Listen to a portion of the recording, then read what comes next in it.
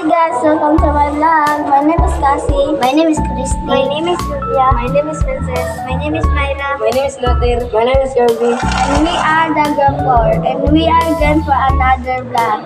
So ngayon guys, ating vlog ngayon ay tungkol sa ligtas at responsableng paggamit ng ICT. Tara, let's go. Step 1.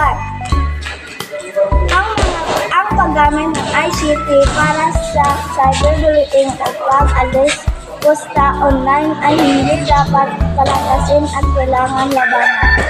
Ang paggamit ng mga faking account o identity sa online platforms hindi isang uri ng hindi tamang paggamit ng teknolohiya. Step 3. Mahalagang magsanay ng tamang etiketa sa online communication upang maging magalang at responsable sa internet.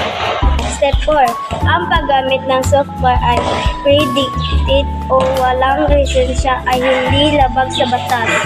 Step 5. Ang pag-shutdown ng iyong device magandang hakbang upang mapanatili ang privacy ng iyong mga file.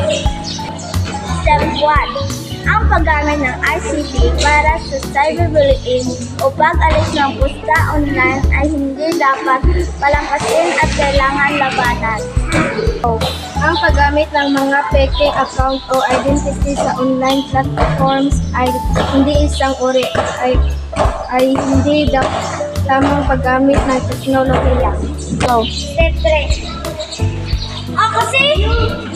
Step 3. Mahalagang magsanay ng tamang etiketa sa online communication upang maging mapaggalang at responsable sa internet. Step 4.